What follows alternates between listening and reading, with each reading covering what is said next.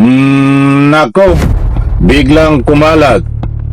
Napakarami na ang nakapanood. Iskandal ni Inday Sayad, Lustay Duterte. Alright, welcome back to my YouTube channel. I'm Andy's Vlog. Bigla hong may naglabas ng iskandal ni Inday Sayad, Lustay Duterte na pinamagatan bilat iskandal. I-search nyo po. Hindi po ito fake news, mga kaibigan. Kaya binigay ko na po sa inyo ang title, Bilat Iskandal.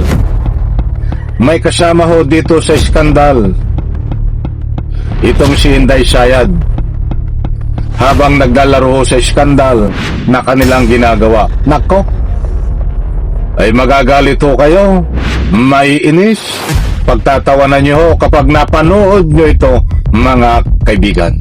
Hindi po ito fake news. Unahan ko po kayo, kaibigan, palambing ako ng isang like, isang share sa video na ito.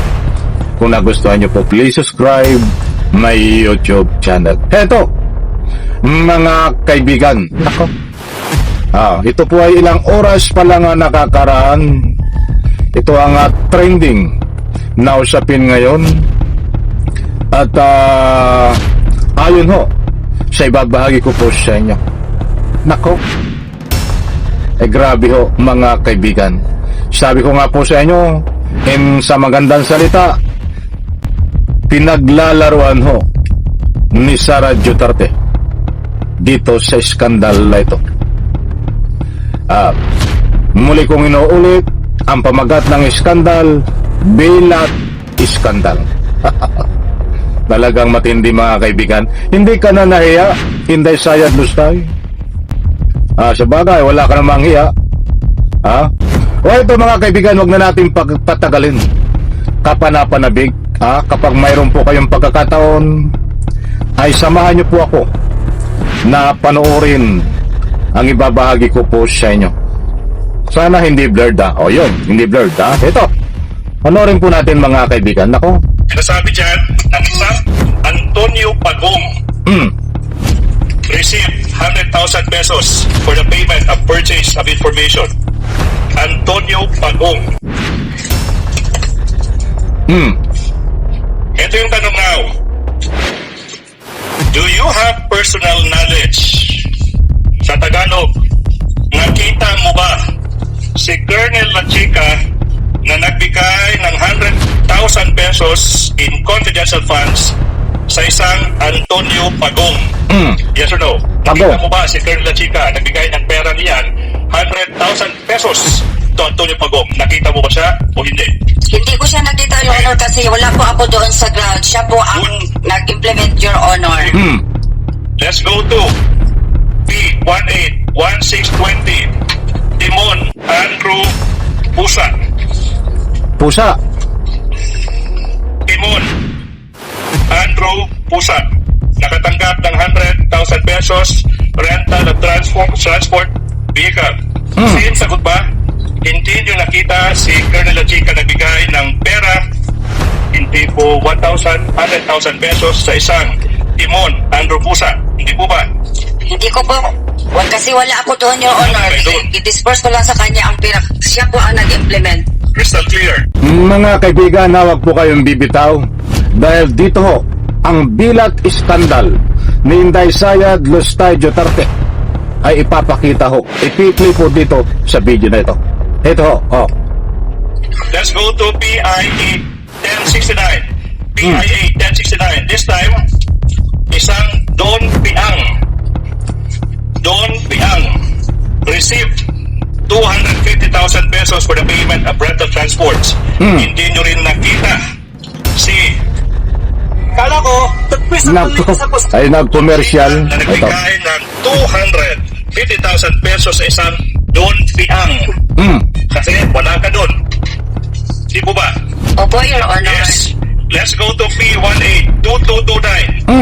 Kung may Andy Lim, not to be outdone, meron din Shane Ngit-Ngit. Go ahead. Translation, Bisaya, or madilim. Nakita nyo ba si La Chica na nagbigay ng 150,000 pesos sa isang Shane ngit-ngit, kung hindi mo rin nakita? O ba? Hindi ko nakita, Your Honor, kasi wala po ako doon sa ground. Si Colonel La Chica po, na security officer, siya po ang nag-implement, Your Honor. Hindi ko nakita kasi wala ako sa graph. Good. Now, Oh. last. Ito na. May isang acknowledgement receipt. Bilat. P18612. Oh. I should be careful. Binigay sa isang Soniso Belat. Soniso Belat. Tanong, nakita mo ba si Colonel La Chica na nagbigay ng 100,000 in confidential funds sa isang Soniso Belat? Hindi ko po nakita, Your Honor, kasi... So mga kaibigan, yan po ang naganap Siya po ang security officer sa namin, impeachment Your Honor. kanina. Siya po ang nag-implement. May mga lumabas yung panibago na ang pangalan.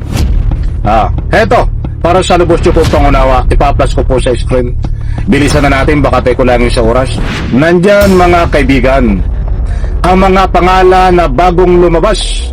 Kung may request piatos po noon, mga kaibigan, at may andilim, at marami pang iba na fake na mga pangalan ho. Ito, mayroong panibago na naman na lumabas. Nandyan ho, naka-flash sa screen. Babanggitin kong isa-isa. Mga bagong pangalan, tumanggap umano ng OBP Confidential Funds. Nako, matindi ho. Ito, Antonio Pagong, Timon Andro Pusa, talagang Don Piang, May Pamana, Shen Ngit-Ngit, at ito ang very controversial ho, Suniso P. Bilat. Nandyan ho.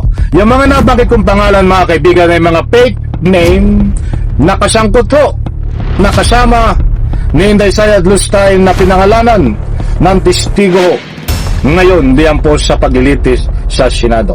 Mga kaibigan, disclaimer ho, hindi ho tayo nagpapakalat ng anumang fake news. Nasabi po natin na ito po ay isang iskandal, bilat iskandal, dahil napakarami ho ang nagbibigay ng anumang public opinion. Hindi ko nababasahin dahil napakarami.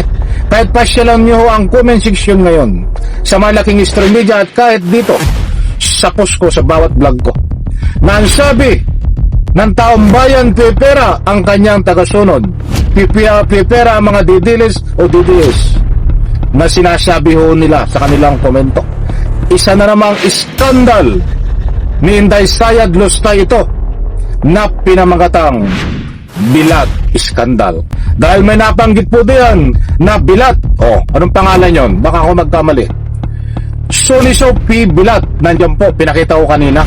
Mantakin nyo ho. Nag-imbento ng pangalan ay bilat. Talagang hindi ko mapigilan ng katatawa kanina. Mga kaibigan niya, no? At tayo po ay nagbabatay lang. Diyan ho. Sa binahay ko po sa inyo na batayan, marami pong meaning ng iskandal. Sa palagay niyo ho, kaibigan, i-comment nyo lang ho, anong uri ho ng iskandal na naman ito ginawa ni Inday Sayad Lustay Duterte?